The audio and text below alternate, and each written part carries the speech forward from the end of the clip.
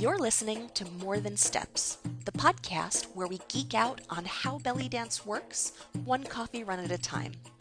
I'm your hostess, Nadira Jamal. Today we're bringing you a special episode by the newest member of the Belly Dance Geek team, Heather Wayman. Hi there, I'm Heather Wayman, assistant teacher and team member at the Belly Dance Geek. Today I want to share with you 3 strategies for dancing to Arabic music. In my high school years, I was a band geek. I played flute, piccolo, and keyboards. When I first started to belly dance, I didn't know a thing about Arabic music, its structure, or where to find it. I didn't know that there was a profound difference between Eastern and Western music. All I knew then was that it was fun to move around to. I bought every edition of CDs produced by Miles Copeland for the Belly Dance Superstars. As time went on, I was exposed to more and more Arabic music. I learned how to listen and how to process it. I expanded my music collection as often as I could. I noticed the magic that Arabic music brings to my life. Let's look at some ways to share that magic. The first and most important strategy is being familiar with the different structures of music. There are 3 main structures. A, section, section, section. B, verse and chorus. And C, a repeating structure. In section, section, section, the structure is comprised of differing parts that are kind of standalone. There's often a hard break in between them, but not always, as the new section is usually dramatically different than the preceding section. A Emergence, which is the opening piece of a full Egyptian routine, is an example of a section, section, section piece.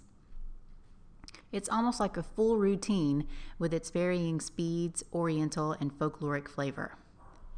A specific example of this structure would be the song Mashal, M-A-S-H-A-A-L.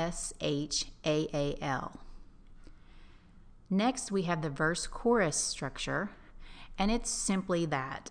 It begins with a verse, though it sometimes starts with a chorus or an intro, and it follows this pattern for 2 to 3 verses and choruses. Often it will include a short bridge or a transition before repeating a verse, chorus, or chorus, chorus, chorus, and closing. A good example of this structure is the song Mirzalou, M-I-R-S-I-R-L-O-U.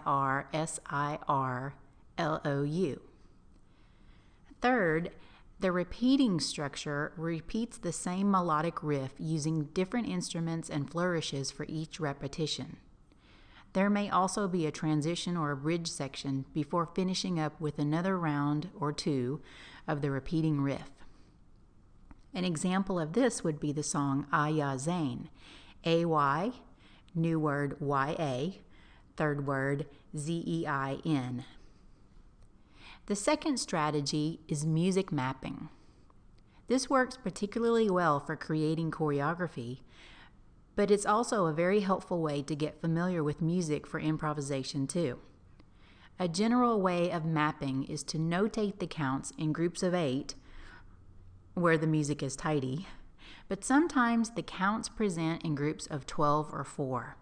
This can make it tricky to get an accurate notation. Don't sweat it too much. In that case, notating in phrases instead of numbers can be a more useful tactic. Think of the verse and choruses as movement sentences and short paragraphs. Mapping can also include notating the different instruments involved. This can be especially useful in the case of the repeating structure. You can capitalize on the different moods and feelings of each instrument to create movement that keeps your audience and yourself engaged through the repetitions. The third strategy is to listen a lot. Listening to a lot of Arabic music will help you learn to anticipate with reasonable accuracy when the next change is coming. But where do you start? Begin with a core group of classic songs. The album 10 Songs Every Belly Dancer Should Know springs to mind. Then add a new collection monthly, bi-monthly, or at your own pace. Being familiar with Arabic music structure and building your knowledge of many songs will enable you to dance in the moment without agonizing over what might come next. This takes time, but it's so worth it. In the digital age, we have so many resources for music. If you're relatively new to the belly dance scene, the thought of building your music collection might be a little overwhelming. Some helpful resources for music include HollywoodMusicCenter.com and Maqam.com. That's MAQAM.com. You'll find classic and modern recordings. In many cases, you can listen to song excerpts before you purchase. Amazon and iTunes are also quite helpful.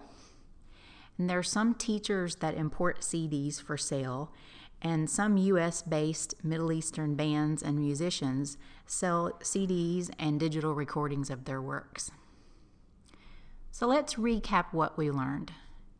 Music is the basis for our dance. Familiarizing yourself with a lot of Arabic music is key to being able to dance in the moment.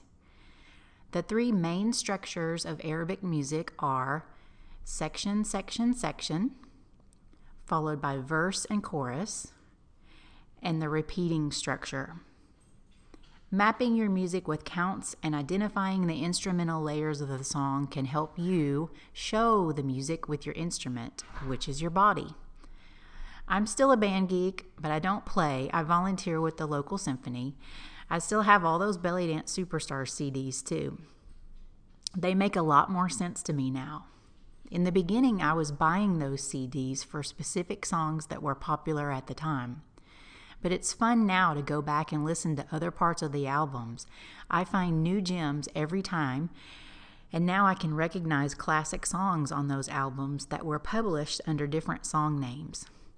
So I guess the takeaway from that part of the story is if you already have music in your music library, even if it's just a small gathering, go back and listen from time to time as you grow in your dance practice, because chances are you'll find new gems in those albums too. So now it's your turn. How does Arabic music make you feel? And what are some of your favorite Arabic songs? Thanks for listening.